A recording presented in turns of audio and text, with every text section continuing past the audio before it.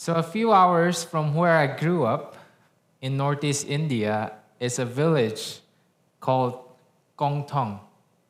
And this village is known as the Whistling Village, the only one of its kind in the whole world. This village is called a Whistling Village. And what's fascinating about this village is that everyone in this village, every single person in this village, they don't use conventional names like, Bob or Steve or Toshi to call each other. Instead, each person has a unique melody or a tune in place of their name that they whistle to in order to call somebody. So this is how it goes. When a child is born, the mother, when she's nursing the baby, out of the love for that child, out of her heart, she comes up with a melody or a tune or a song, and she whistles that song into the baby's ears. And that becomes the baby's, his or her name till the day they die. They call this practice Jingrai Lao Bei, which translates as songs of our grandmother. So when it comes to the origin of how this practice started in this village, they're not very sure how it began. But one thing they said was that there's a legend that says that back in the day in the forest, they believed that there were spirits that were living in these forests. This village is surrounded by forests, thick forests. And they believed that if the spirits knew your name, they would be able to curse you or make you fall ill.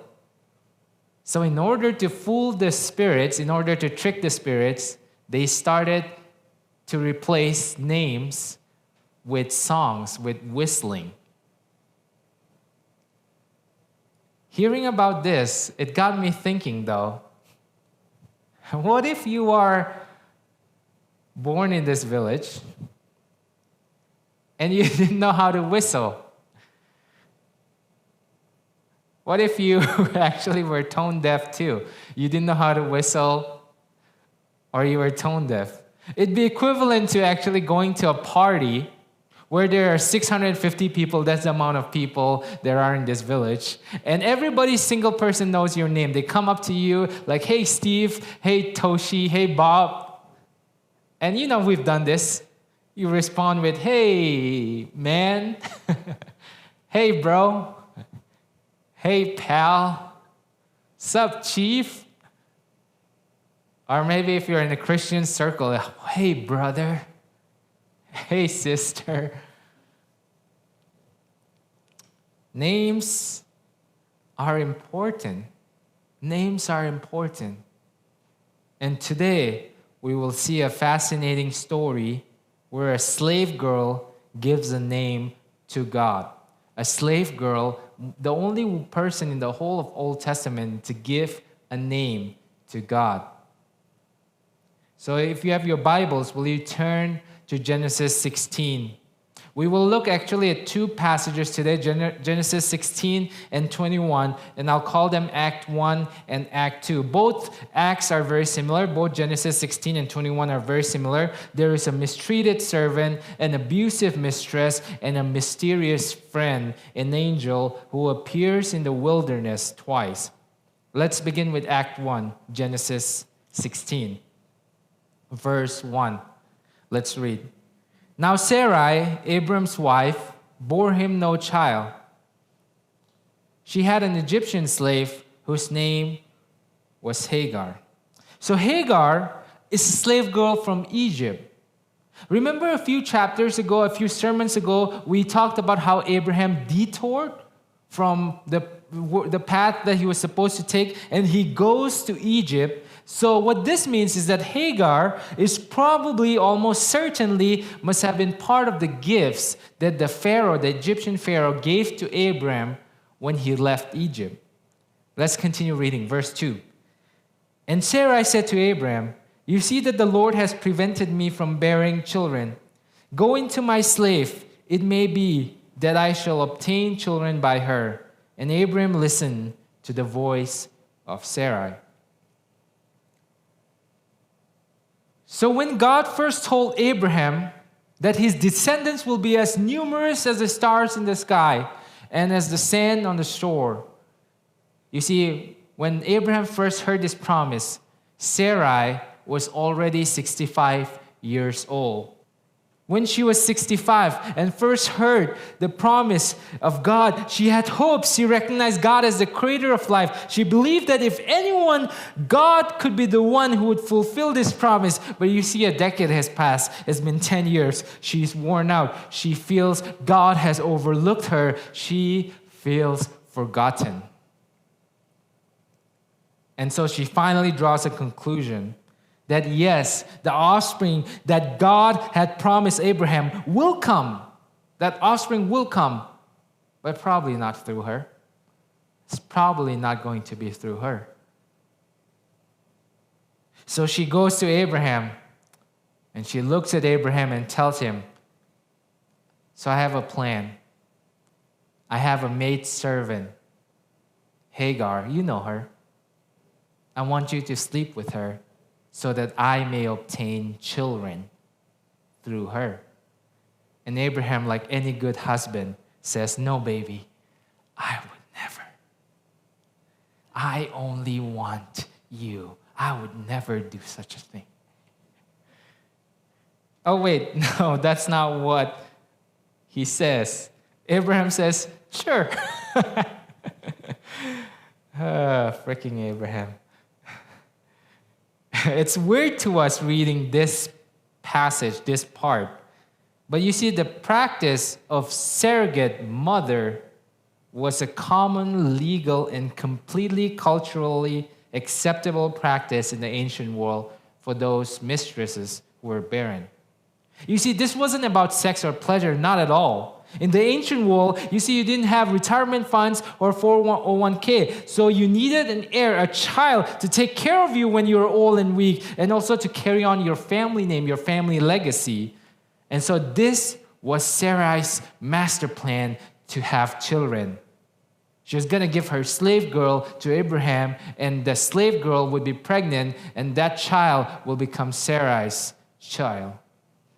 This was Sarai's master plan to fulfill God's promises. But you see, something goes terribly wrong with her plan. Let's continue reading. Verse 4. So Abraham went in Hagar, and she conceived. And when she saw that she had conceived, she looked with contempt on her mistress. Then Sarai said to Abram, may the wrong done to me be on you. I gave my slave to your embrace, and when she saw that she had conceived, she looked on me with contempt. May the Lord judge between you and me. But Abram said to Sarai, your slave is in your power. Do to her as you please. Then Sarai dealt harshly with her, and she ran away. So what went wrong with Sarai's plan? With her great master plan? You know, maybe Sarah had second thoughts when she saw the child born. Maybe Hagar's ability to give Abraham children threatened Sarai's status. And the text here actually says Hagar started to look at Sarai, her mistress, with contempt. Maybe Hagar, realizing that she had become pregnant, thought that she could finally be more favored by Abraham. And so she looks at Sarai with contempt. She looks to overthrow Sarai, her mistress. We don't know. But you see, Sarai soon finds out that her masterful plan has been deconstructed. And so she begins to abuse Hagar. Sarai begins to abuse Hagar. So we're not told the details or extent of the abuse or mistreatment, but the word dealt harshly, or in some translations, it says mistreat, is the Hebrew word for what the Egyptians did to Israel, or to the Israelites in Egypt when they could not make bricks fast enough. What this probably means is that Sarai started beating Hagar. And so the pregnant Hagar runs away. You can imagine that this story is first told to the original audience, who were the Israelites who first came out of Egypt and found their freedom. They were slaves in Egypt and they finally came out. And imagine they first hearing this story, the original audience first hearing this story would have realized that once upon a time, the oppressed Israel were actually the oppressors. That the oppressed at one time were the oppressors on Egypt. Let's continue, verse 7. The angel of the Lord found her by a spring of water in the wilderness, the spring on the way to Shur. Verse 8.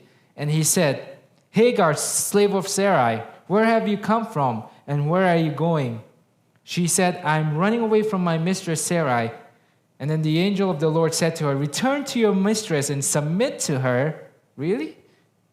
And the angel of the Lord also said to her, I will so greatly multiply your offsprings that they cannot be counted for multitude. And the angel of the Lord said to her, now you have conceived and shall bear a son. You shall call him Ishmael, for the Lord has given heed to your affliction. So she named the Lord who spoke to her, you are El Roi. For she said, have I really seen God? And remained alive after seeing him.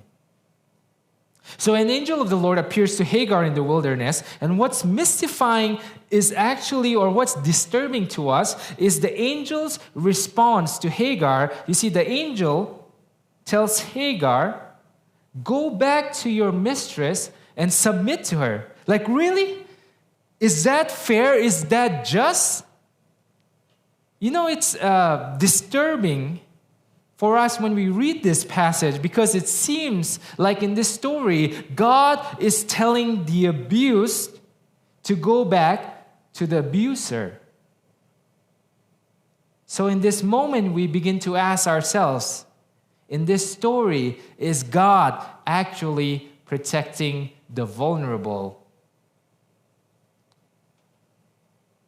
And the answer is surprisingly yes. Two things. First, survival. It is easy for us to look at Hagar's story and for us to scream, you go, girl. Do your thing. You go, girl. You do your thing. Live independently and away from your mistress. Start new and be free. You can be whatever you want to be now. You see, the sky's the limit. You are finally independent. You are free to be whatever you want to be. But remember, if you are saying that, if I am saying that, it means that we're looking at this text with 21st century eyes, because where we have social welfare and support for single mothers, but you see, not in the ancient world.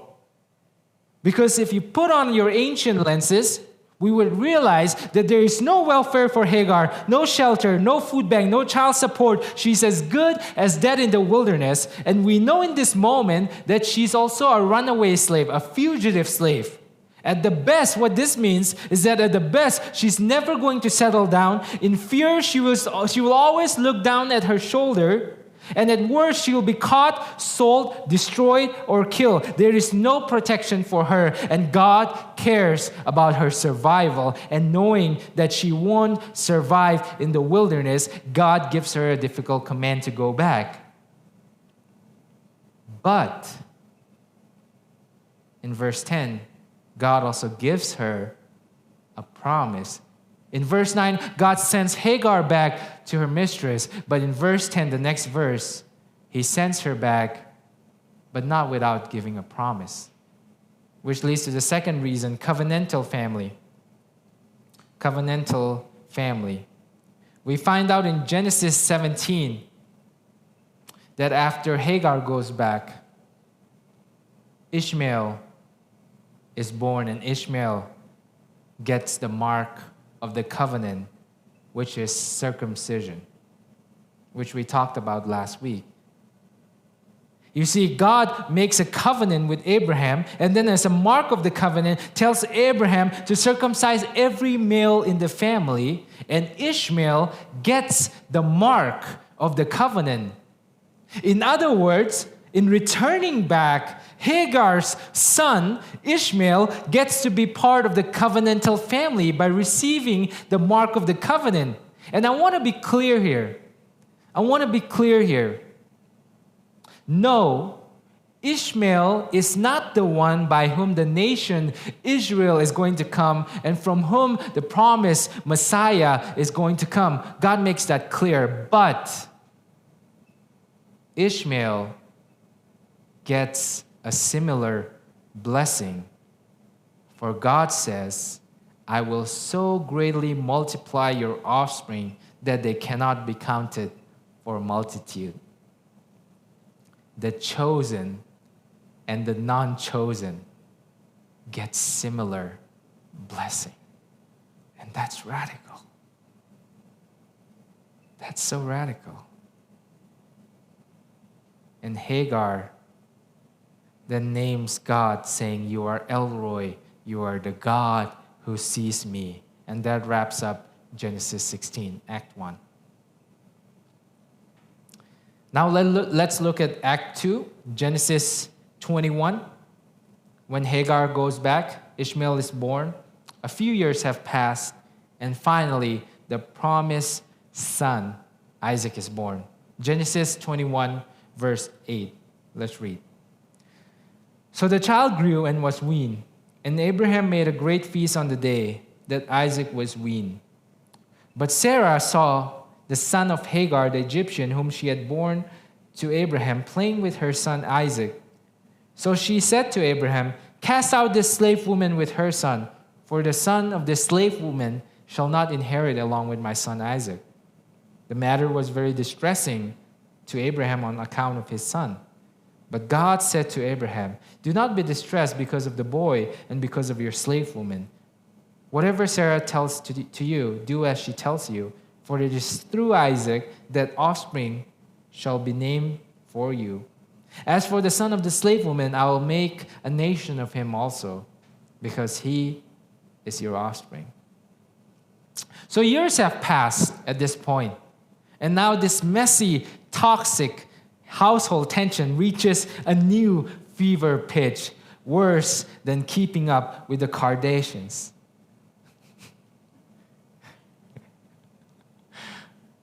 So Isaac, the promised son, is born, finally. And to celebrate the transition from unweaned to weaned child, Abraham throws a big feast. And it says that Sarah, as she was walking, sees Ishmael playing with Isaac. It says the word playing with Isaac. And then she gets mad. Why does she get mad if Ishmael was just playing with Isaac?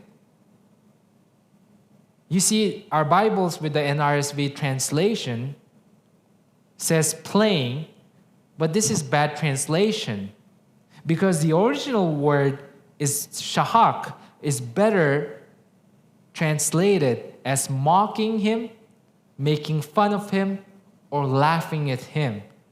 So what happens is that Sarah sees Ishmael mocking Isaac and seizes the opportunity to get rid of her rival and her son and any claims they might have on the inheritance once and for all. She's brutal and she tells Abraham to get rid of them, and Abraham, you can imagine, as a father, is torn. He recognizes Ishmael as his son and he cared for him, but God comforts Abraham and tells him, don't worry, but listen to Sarah. Because Isaac is the promised son. However, God tells Abraham, I promise you that I will make a nation of Ishmael too, because he is your son. If you're a father here today, you can imagine that in that moment, what comforts Abraham, what gives Abraham peace in that moment, what Abraham hears, is not that Ishmael will have descendants. He cares about that, yes, but that's not the most important thing to him as a father. In that moment, as a father, Abraham hears that Ishmael will survive. What Abraham hears is that Ishmael will be alive in the wilderness too. And as a father, this comforts Abraham. Ishmael will survive the wilderness. So let's see what Abraham does. Verse 14. So Abraham rose early in the morning and took bread and a skin of water and gave it to Hagar, putting it on her shoulder along with the child, and sent her away. And she departed and wandered about in the wilderness of Beersheba. When the water in the skin was gone, she cast the child under one of the bushes. Then she went and sat down opposite him a good way off, about a distance of a bowshot, for she said, "Do not let me look on the death of the child." And as she sat opposite him, she lifted her voice and she wept. So Abraham wakes up early in the morning, takes an Nalgene bottle and some biscochitos, clearly insufficient supply of food and water, and puts it on Hagar and the child and sends them away into the wilderness. And it's not before long, obviously, that Hagar and Ishmael are in the wilderness and they find themselves out of water. And as a mother, she tries desperately to find water. She runs back and forth trying to find water for her child, who at this point is dying of thirst. But she can't find any.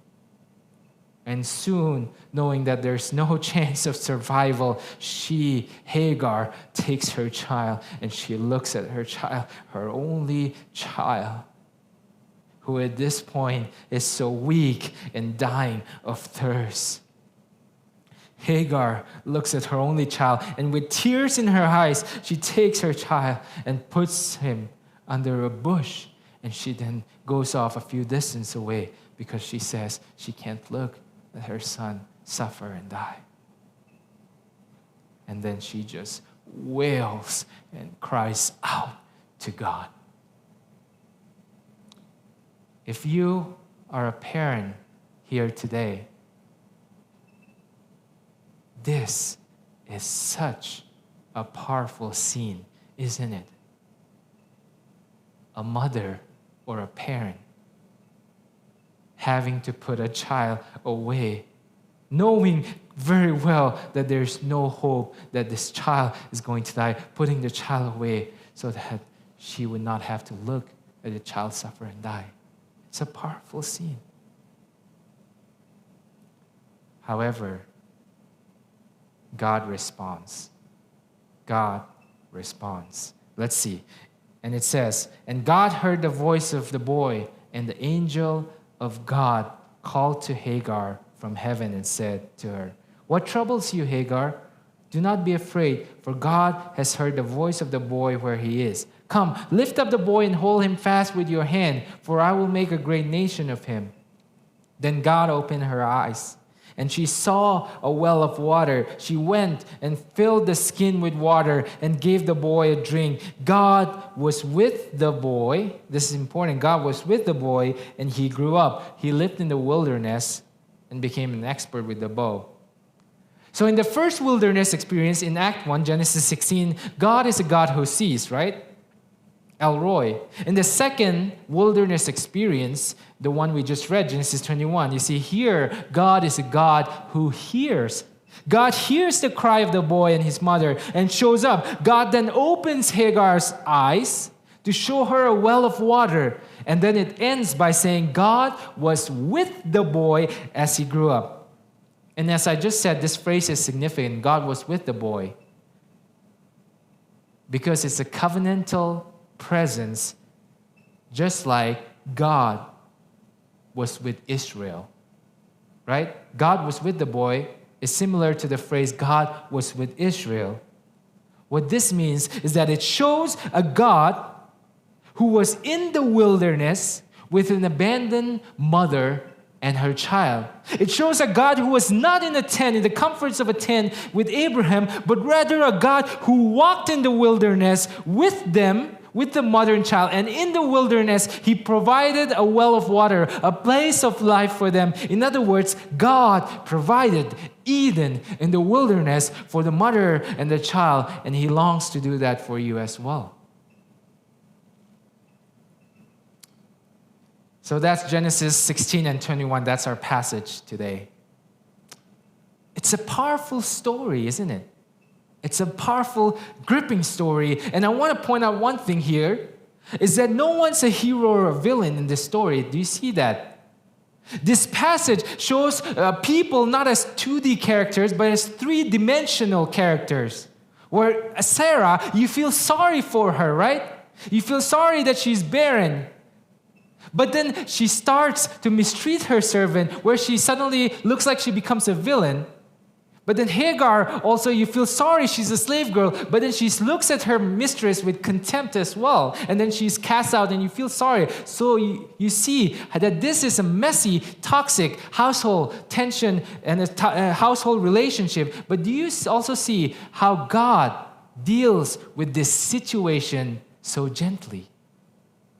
Do you see a God who deals with this messy household tension with gentleness and kindness, providing for both Sarah and also providing for Hagar? I want to point out 3 things from this story. God sees, God cares, and God promises. First, God sees. So Hagar is in the wilderness, and God calls Hagar by her name. God says, Hagar, slave of Sarai, where have you come from and where are you going? And then God gives her a promise. And then it says, Hagar names God, saying, you are El Roi. You are a God who sees me. Hagar, a slave girl, here is actually giving a name to God. And you see, this is significant because this is the only time in all of the Old Testament that a person gives a name to God. Do you see the significance of this? Especially in the cultural context. Hagar is a woman in a predominantly patriarchal culture. Not just a woman, she's a slave girl. The name Hagar or Hagar actually means the immigrant in Hebrew. The name Hagar means the immigrant in Hebrew. So here she is, an immigrant. She has no status. She's voiceless. Hagar is a nobody, a victim. She's just a pawn in Sarah's plan. She's not of the promised line or the chosen nation, but God sees her and God calls her by her name, and Hagar gives a name upon God, saying, you are El Roi. You are the one who sees the immigrant. You are the one who sees the oppressed. You are the one who sees the voiceless. Your eyes have always been on me.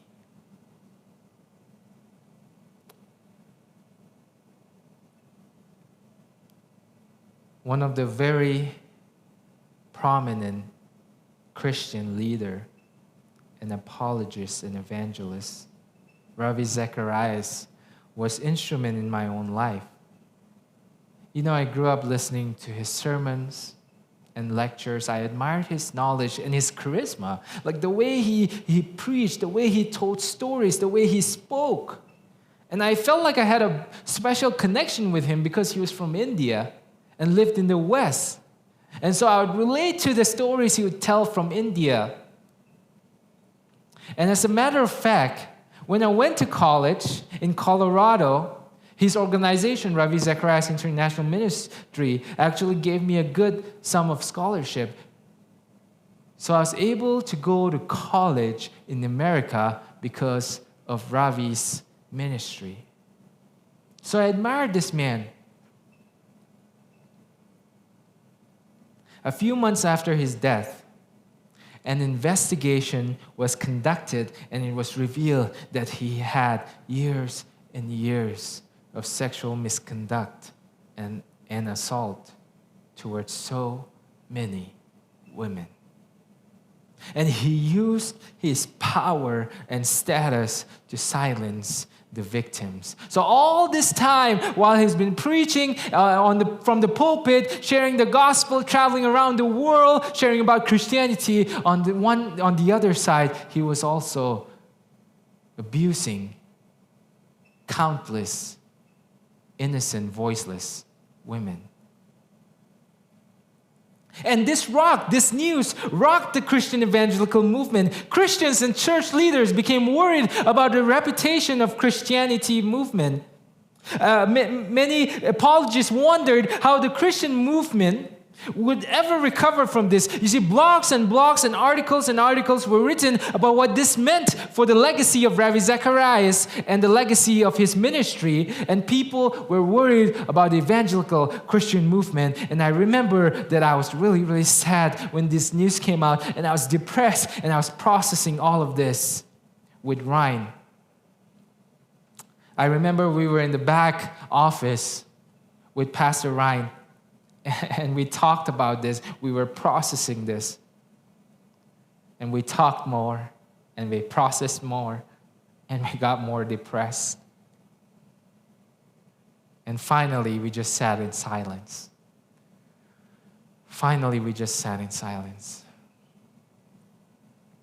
After some time, Ryan broke the silence by saying something I'll never forget. Ryan said, "Isn't it beautiful that all of this time, God's eyes has always been on the voiceless victims? Isn't it beautiful that all this time, God's eyes were not on the powerful, but on the powerful? Isn't it beautiful that while everyone is concerned about the future of Christian evangelical movement or the legacy of Rabbi Zacharias and his ministry, God's eyes has always been on the oppressed, that God would rather choose to crumble this Christian empire than to overlook the oppressed, that God would rather choose to crumble his temple than to ignore the voice of the voiceless. That yes, church, God is a God who will build his church to completion one day. But listen, he will never build it on the backs of the oppressed or the lowly. That God is a God who will build his church to completion one day, but it will never be on the backs of the oppressed and the lowly.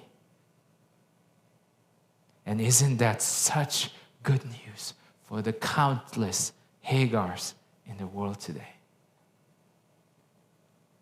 Can you relate?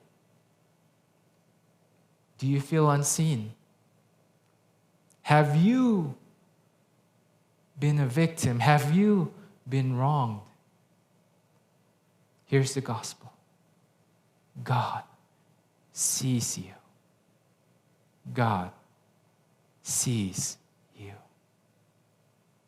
Second, God cares. God cares. There's a sense, when you read this story, there's a sense by which Ishmael should have never happened. Ishmael should have never been born, because he's not the promised son, but a result of Abraham and Sarah ignoring God and taking their own initiative in fulfilling the promised line. But what's fascinating to me is the response of God. Do you see that God does not respond in anger, but rather God responds with gentleness and with care? God does not abandon Ishmael as unimportant or expendable, but rather he reaches out to him and rescues him.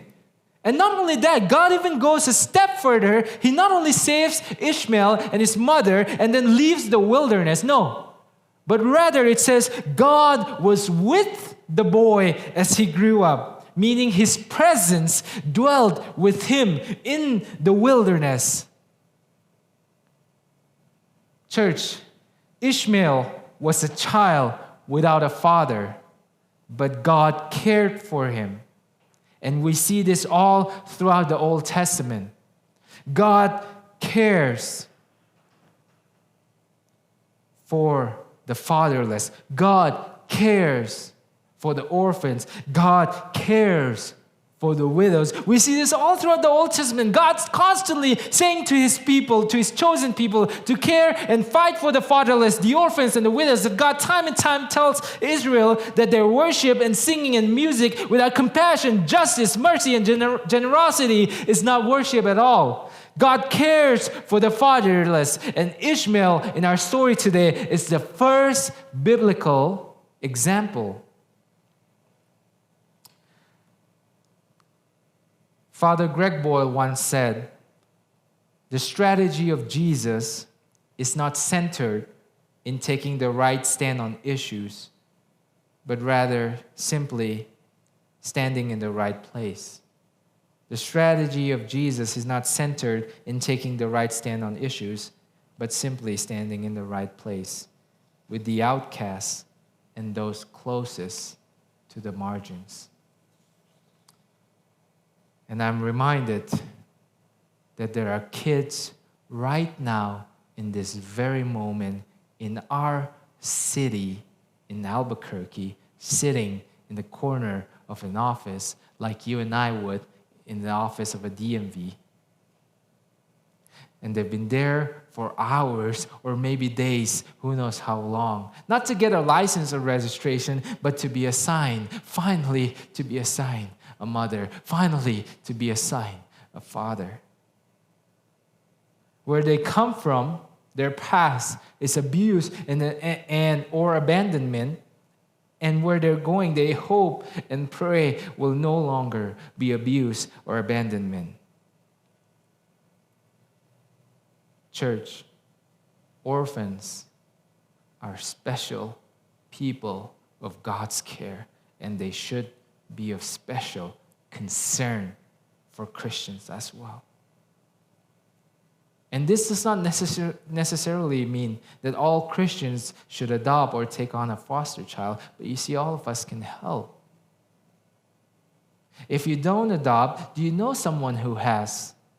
Can we come alongside a single mom or dad or a family who has adopted a child to help them by babysitting? Maybe give them a night off, a time to read, energize, rest.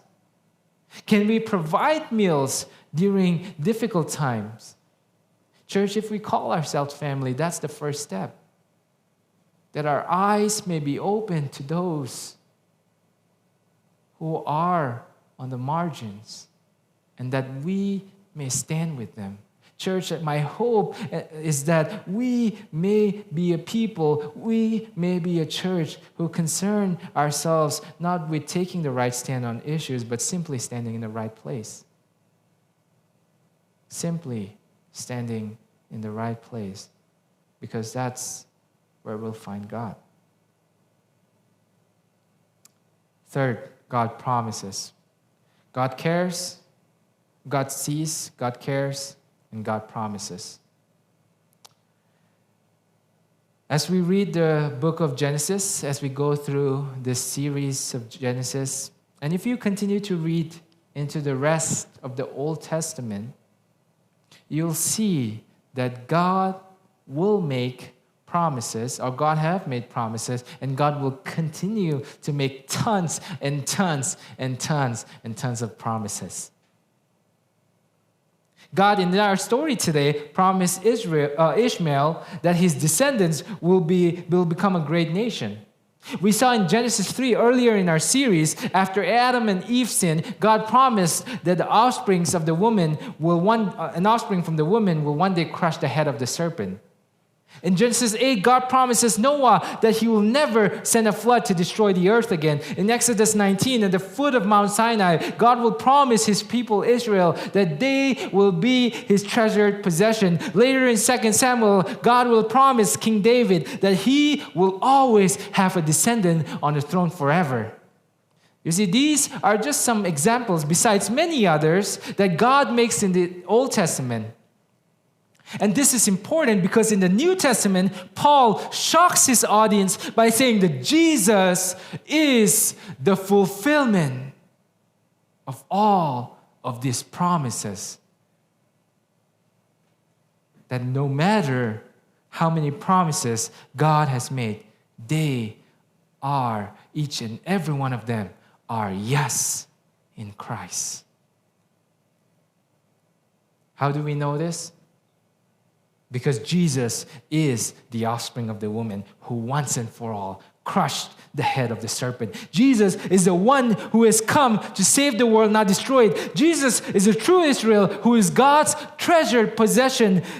Jesus is the son of David, the Messiah, the king who sits on the throne forever. Yes, church, God makes promises, but you see, he also keeps them. God has fulfilled every promise he has ever made and will continue to do so. So I want to end with this question, church. What promises has he made regarding you? What promises has God made regarding us, the church?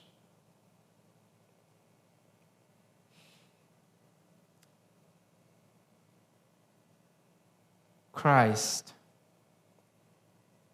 has promised that he will be with his people as they make disciples of the nations.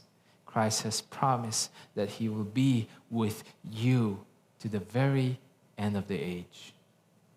Christ has promised that those who believe in him will never perish, but will always be with him.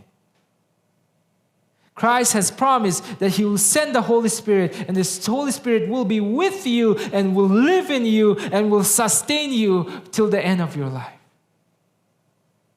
And Christ has promised that one day he will return again to bring the new heaven and the earth where orphans will no longer be fatherless, where the immigrant will always have a home, where the abused will be protected by a good king, and the abusers will be silenced once and for all. Those who have wept and are weeping right now will finally laugh. Those who live in persecuted countries and meet in secret, whispering the gospel to one another, will be greeted with Jesus, or will be surprised by Jesus standing in their midst.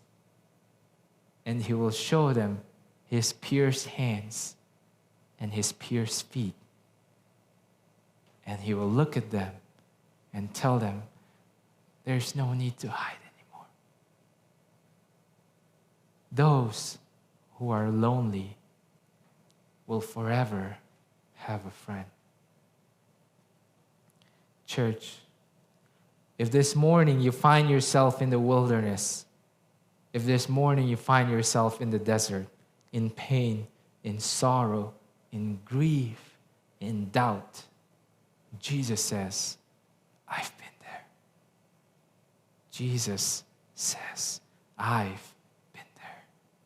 Because like Ishmael, he was the one in the wilderness. He was the one who was cast out. He was the one the father, his own father, turned his face away from. Because of Christ, church, you can be sure that the one who provided Eden in the desert, El Roi, the God who saw the abandoned mother and child, also sees you this morning. Let's pray. God, you are El Roi. You are the God who saw the mother and the child in the wilderness. You are the God who saw this messy, toxic household tension. And you didn't condemn Sarah, and neither did you condemn Hagar, but rather you came in between and promised Sarah a son, but also promise Hagar that you'll take care of her child too. Lord, you're a God who gives similar blessing to both the chosen and the non-chosen. You're the God who deals so gently with all of our problems. And we trust that you are the same God who sees each and every one of us this very morning. Will you deal with us in your grace? Will you deal with us gently? Will you be kind and gentle with us in our wilderness experience, in our doubt, in our grief, in our sorrow? Will you be gentle with us as well, as you did for Hagar and Sarah? In your name we pray. Amen.